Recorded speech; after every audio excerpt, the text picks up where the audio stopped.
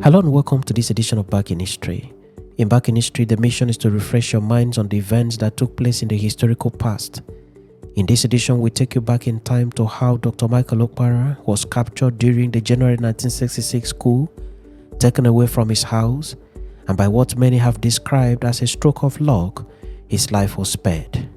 Grab your seat and take a bottle of drink in your hand and relax yourself as we unfold the story to your viewing pleasure, entertainment, and education. Welcome to this edition of Back in History.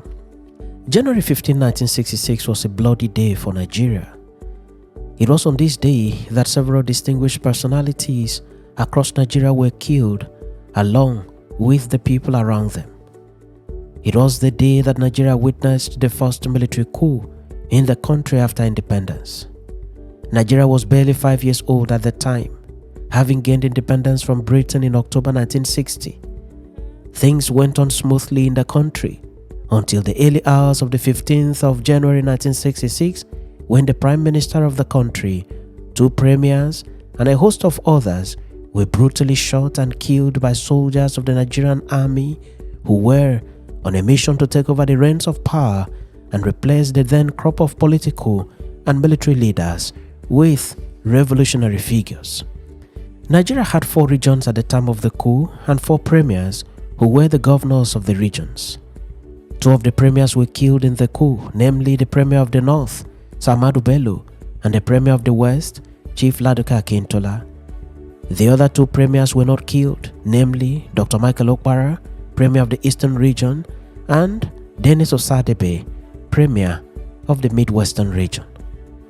In this episode, we narrate how the Premier of the Eastern region survived the coup, despite the fact that he was arrested and taken away from his residence. One of the active participants in the coup was Major Adewale Ademoyega. He is said to have been the only major from the West among the 7 majors. He had given a detailed account of the coup in his book, Why We Struck, published in 1981. At page 115 of the book, the author gives an insight into how Dr. Michael Okpara survived the coup.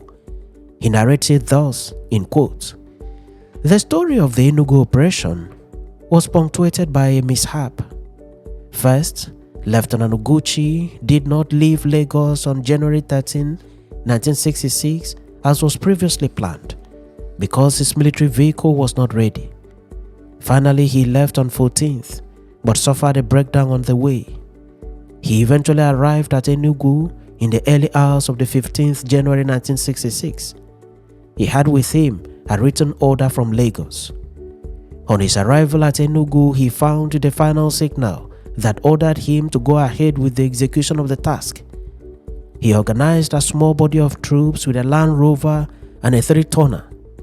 He sent a small detachment to the Eastern Nigerian Broadcasting Service, ENBS. This detachment seized the station, stopped the normal program, and ordered the broadcasters to play only military music while awaiting latest news from Lagos. At the same time, Lieutenant Oguchi himself made for the Premier's Lodge, where Dr. Michael Okpara was resident. Therein, he found that he had not only the Premier Dr. Okpara in his hands, but also an august visitor, Archbishop Makorius, the President of Cyprus, who, after the conclusion of the Commonwealth Prime Ministers Conference in Lagos on January 12, had arrived in Enugu on the 13th of January 1966 on a state visit. The author continued, still in quotes, "With such a man of international repute present, Lieutenant Oguchi could do no more than bid his time. A couple of hours later, when the Archbishop had departed, he placed Dr. Michael Okpara under house arrest and deployed his troops to guard the lodge. Oguchi then went to the Eastern Nigeria Broadcasting Service and made a tentative announcement that the military had taken over power. He stopped at that while he awaited more news from Lagos. Later on, his own troops were replaced by those sent on General Ironsi's orders, and Dr. Okpara was transferred to a prison detention facility.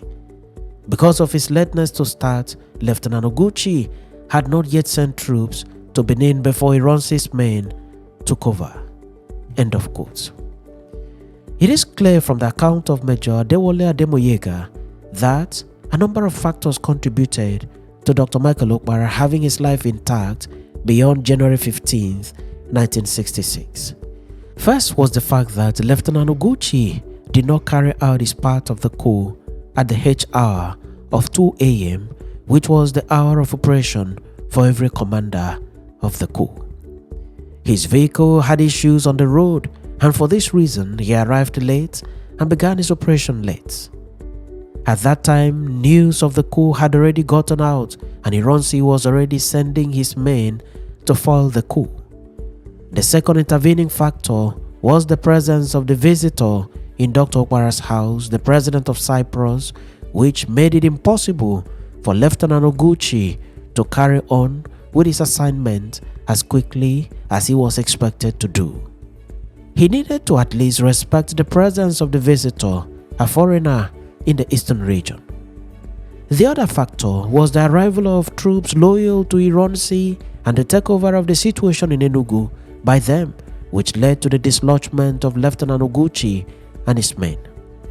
At that point, all that Lieutenant Oguchi needed most was to run for his life or risk being captured alive or being shot by loyal troops. Okpara's survival can also be attributed to the intervention of the divine. Other than these intervening factors, Dr. Michael Okpara, the third and last premier of the eastern region of Nigeria, would have perhaps lost his life in the same way his colleagues, one in the north and the other in the west, lost their lives to the barbaric shots fired at them by the planners and executors of the January 1966 military coup that took place in Nigeria.